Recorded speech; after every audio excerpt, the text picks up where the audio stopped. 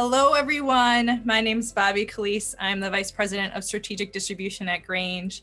I'm really excited to be here today with you. One of the biggest parts of my role is to empower our agencies to stay relevant and successful as our world changes around us. And today I have with me Seth Zaremba from Be Atomic and Neon. And I really want Seth to be able to tell his story about what he's doing to help support independent agents in our space. So Seth, do you just want to tell us a little about yourself and about what you guys are doing over at Be Atomic? Yeah, so Seth Zaremba, Cleveland, Ohio. I'm an independent agent. I'm sitting in my independent agency now. And over the last 5 or 6 years was trying to figure out how I could connect with carriers and customers, platform my agency. So I just had a simpler operation where I could see things and I could understand how I was working and how I wasn't working, and improve things for myself. And so out of that was born this idea that an agency could run on one piece of technology and it could connect all the pieces and we wouldn't have to duct tape stuff together. And that really, yeah, I know, right? And that became Neon, which, if you don't know, 0.0018% of all the air you breathe has neon in it. But unless you capture it, isolate it, contain it, and charge it, it doesn't do anything. But if you do, it lights up. And I think that way about data. There's so much data and information between agents and carriers and customers, and it's everywhere. But unless you capture it and use it, it really doesn't do anything. And so that really became the idea. Well, that was the naming rights for Neon. But that also became the idea is that there's so much value in what agents and carriers are doing. If we just captured that stuff and started using it as an asset, we could really be further down the road. And so that's what we're doing now. Be Atomic, the company, Neon, the product. And a platform for agents and carriers to connect around the customer. That's awesome. And I'm super excited for the work that you guys are doing just on behalf of independent agents everywhere. As part of InsurTech Ohio, though, can you tell us a little bit about just any advice you have for startups, folks that are trying to get into that InsurTech space? I know you've had some struggles and some successes, so let's hear your story there. Yeah, and I'm still having them. So if you guys are having a happy hour later on, I'm happy to buy the first round. Of course, if we're all startup InsurTechs, maybe Grange could buy the first round for us because we don't have the money. But it doesn't start at the idea, Bobbie. And that's what I learned too, is the idea is great. It doesn't even start at the business. It starts at the relationships and the trust that you build ahead of time. And I think that's what I learned in this process over the last 5 years of going from agent to now technology is there's a million great ideas. Asking a carrier to choose them, to choose you, to do all that stuff. I was naive and I started running around doing that. It's really the relationships you build and the trust and reputation over time that I'm seeing pays off dividends as you start up and as you try to grow. And now that I'm hanging out in the InsurTech space, I see a lot of people come to the space from other industries. They have a whiz bang idea and it is good. They have no reputation. They don't really know anybody. And they unleash themselves on this 200-year-old industry that moves at the speed of glaciers, and they expect something to happen. I'm guilty of it myself too. I would say the number one thing is spend some time building reputation and trust before you launch, because it'll make your launch that much better, that much easier. And it takes cooperation. I mean, if you think about it, every transaction, I don't care what you're building, every transaction, the independent channel is a three-party transaction. The customer has to win, the agent has to win, and the carrier. And if you're not thinking about all three of those things, it becomes really hard to get buy-in from the whole channel. And so maybe two, aside from reputation and trust and time ahead of your launch, think about how you affect those three things and the value you can present. Because when you bring all three of those things together in a very complicated transaction, you really bring value to the carrier and you'll get much more buy-in, certainly to agents who are looking for solutions. And then if their customer wins, everybody's happy. So maybe thinking about it that way helps too.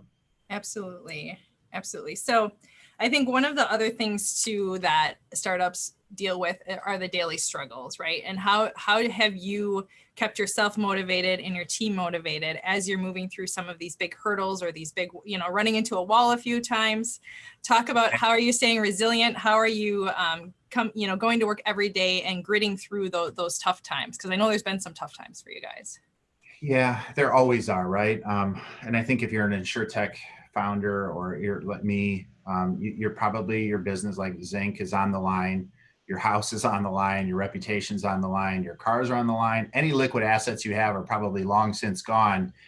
And there's this urgency or this struggle that you have to solve for that. And if we make it about that, as much as everyone likes us, that's not why they're in business. That's not why they're doing things. And so I think one of the things I've learned early on is to keep the focus on the business and the solution and how everybody wins on it, not necessarily on our own situation, right? And keeping your team focused on that, not the noise, not all the shiny objects, not all the things that are really selfish about our company, about our valuations, about our importance in the world.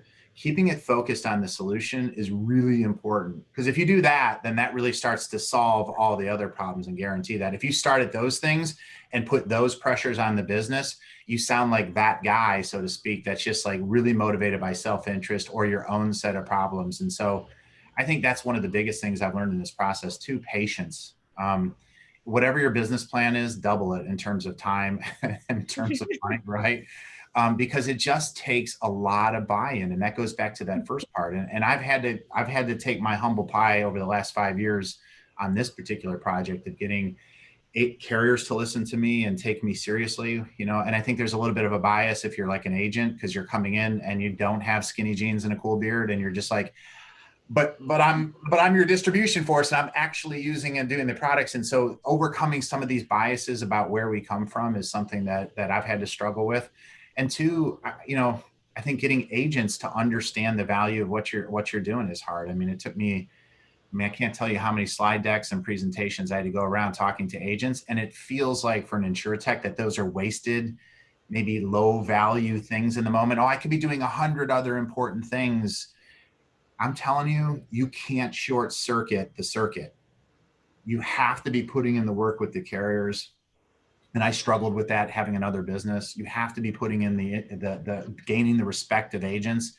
And I've struggled with that to get in front of agents because they're, you know, Shoeville, Ohio, let's go see Joe Fabeats and talk about what we're doing. That's time away from the project. That's time away from your people. But if you don't do that in this channel, if you don't win there, you can't push upstream. And if you start upstream and win upstream, and we've seen a ton of InsurTechs raise billions of dollars and start upstream, but they can't push it downstream. Right. And then it stalls. And so start at the bottom and work up. Don't start at the top and hope it trickles down, because it just doesn't. I've seen it now too much. It just doesn't happen. Right. Well, tons of respect for you and your team. I've seen you guys come from kind of like that idea to actually delivering, a product and seeing some of the insights in the dashboard and the Neon platform. And what I'm seeing is really cool. So tell us a little bit more about what you're most excited about as you look over, towards the next 2 or 3 years for Be Atomic and the Neon platform. Yeah, and this is where we go into the mini series, Bobbie. So this is where we cover over the course of 15 weeks. We do like a Roots style kind of mini series and talk about what I'm excited. But I'm really excited to be bringing manufacturing and distribution together. If you think about it, we've got a 200-year-old industry where carriers make something and agents sell something, and really nothing in between for 200 years. And so the idea that you could take a platform carrier and a platform agency and connect them and give them common line of sight on a customer is just about the most exciting thing. And so the idea of removing friction and using data to do that is really smart. And I would say this, the idea of taking a small business in a community that has a ton of value, not insurance, but for little leagues, for the town, for all the employees, for the neighborhoods, giving those people enterprise class capabilities so that they can really perform like world-class entrepreneurs for their customers is something that we're really proud of too. And so if you think about it, inside of Neon, an agency says, you know what, throw all that stuff away, all that old stuff that wasn't connected and duct tape, throw it away, and let's run on Neon. When we do, we're going to make data, and we're going to make it for ourselves so that we can see and understand what our customers are doing, what our people are doing, and what our carriers are doing. But then you take that and you say, well, with that data now, Neon can go to a carrier, can go to Grange and say, hey, look at this. Look at what's happening between you and your agent and your customer. Now, instead of you having to guess what to do next, here's 10 things where we can show you how to improve. And now Grange doesn't have to have a meeting in the innovation center. Well, you do, that's an awesome room. But instead of sitting in the innovation center and saying, what should we do? Now you can look at it and say, well, let's look at what's happening. Let's look at the impact on us. Let's look at the impact on our distribution force and ultimately a customer. And now let's strategically start to do things that we know are going to win. And so I think the idea of removing wasted meetings and wasted strategy and wasted projects, which only burn us out on future innovation, it's the idea to fuel innovation at the carrier, make smart decisions at the carrier that you can now distribute in a connected way to agents and get right through to the customer. That's what I'm super excited about. And that's every industry in the world except us. So the idea that we could bring us up to the level of that experience of other industries really excites me.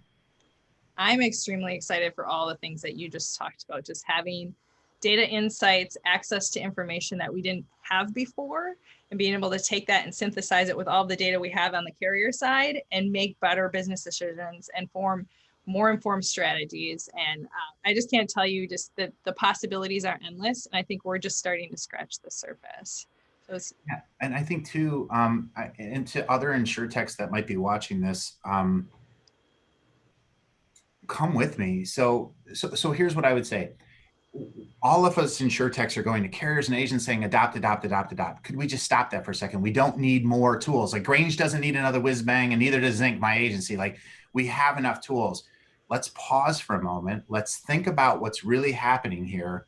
Let's create platforms that we can now plug into and enhance. And what I think what's the next generation of InsurTech, Bobbie, is being the R&D department for manufacturing and distribution, as opposed to being the solution. Now with Neon, manufacturing and distribution can come together. They can look at the problem. We have a joint platform.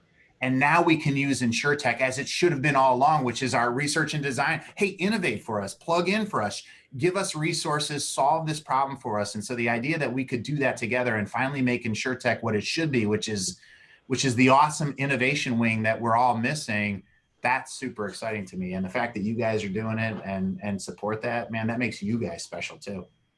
Yeah. Well, and one of the things that I've learned with talking with you and just even over the last year of really immersing myself into this world is that I'm really impressed with your team's ability to leverage other InsurTech solutions. And so I don't know, maybe you want to share a little bit, Seth, about, the partnerships you have, whether or not you want to name names or not is up to you, but just talk a little bit about why you're doing that as opposed to trying to build it yourself and the benefits that you've had out of those relationships. Yeah, I think, I have watched as an insurance agent for 20 years, I've watched InsurTechs come in and say, we're going to fix everything. And we're going to do it in about 36 months. And we're going to be worth $1 billion and you'll all be working for us. None of them have worked. And so what we should be thinking about is how do we work together? How do we cooperatively work together to solve this problem? So you think about Neon. We're understanding that, after running it for 2 years in my agency, it takes us on average 7.6 days to reach out to all our carriers, get all our quotes, bring it together, and then present it back to the customer. 7.6 days in the 21st century. Well, obviously the solution is we need to get rating into this situation faster. Well, am I going to spend 10 years and $20 million to try and solve rating? Or why don't I just pick up the phone and call Raghav at Tarmica? Hey, Raghav, I've got agencies and customers and carriers coming together around the agencies and carriers coming together around the customer. We need rating service. Would you mind distributing through us? And it's like, sure. And so the idea that instead of us owning this whole ecosystem, which will never happen in the independent channel, working together is a faster and better way for us to scale. And truthfully, Bobbie, you and Brent really represent kind of the best of the best when it comes to thinking about that, because you've done a really humane job as a young InsurTech of explaining like, hey, I know you're important, but you're not the most important part. You're part of a problem. Figure out how to work together with other people. And so if you look at our strategy, it's like, we want to understand data, and then we want to look to InsurTech to say, hey, Raghav at Tarmica, could you solve this for us, right? Yeah. Or so-and-so, could you solve this for us? And can you do that, bringing value to what they're doing and giving them adoption and usage, making data and making the agent, carrier, and customer experience better, and then providing that to you so you can continue to think about how to strategize or fund or cooperate or contract with. So that's the ecosystem we have to build. And I'm super excited to be, at least, I don't know, helping in that regard. Yeah, well, and I think just the key takeaway from our conversation for an InsurTech startup is just that, right? You don't have to solve every single problem, but what is one slice of the pie of that entire ecosystem that you can focus on and solve the problem for, and then partner with other folks and build a relationship with other InsurTechs that can complement the solution that you're bringing to the table. And it turns out, Bobbie, and I don't know why, like this, I should have, if you would have recorded this 5 years ago and recorded what I'm about to say, it would have made my life easier. It turns out technology is just about relationship too. Yep. You know, and I can remember when we first met, and I can remember the first time I ever went and talked to Grange and going through that process. It's people at the end of this. It isn't, I forget all the investors and forget all the outcomes and all that stuff. It's people connecting, building relationships and trust, and then doing what you say you would do. And that say-do factor just continues to iterate and build trust and make you more capable. And the carrier starts to lean in a little bit, and agents start to listen a little bit more. And so, yeah, I think that is the key. It is just relationships. And I credit you guys with that. You've done a great job. The 200-year business we're in has always been a relationship business, right? So it's going to be really hard to push that in a different direction. We just need to figure out how do we integrate the technology into our relationship business, which I think we're starting to understand. We're starting to do a really good job of. Yeah. Yeah, and here's the thing, for InsurTechs, like carriers are not slow, which was always my accusation. You guys are too slow. We kind of are, but well, I'm throwing you a softball. I think it's deliberate. I think it's deliberate. And I think to the carriers who might be watching this, if there's any of you out there, maybe too deliberate, right? Because if you want your cake and eat it too, well, then you're never going to get anywhere, and you're going to watch your opportunities fade away. And so if we can move the needle a little bit for the lowly InsurTech, if we can just move deliberate towards, thoughtful, and then towards maybe someday aggressive, where we're starting to say like, okay, we need change, we need R&D. And even though we're a big ship, we have to start doing that. And I think companies like Grange, who break out innovation, empower them, enable them in all ways, are really kind of the roadmap for how carriers can get there. Yeah. Well, Seth, I think you just kind of wrapped up our entire story of how we're working together, but super excited to test and learn with you guys, to build something great with you guys as we move our relationship forward with you and tons of other InsurTechs out there. So thank you so much for your time today. It's always a pleasure spending time with you, Seth. And thank you for your time. Thanks for thinking of me. And any InsurTech out there that wants to talk, I would love to be able to talk to you. So Seth@beatomic.com.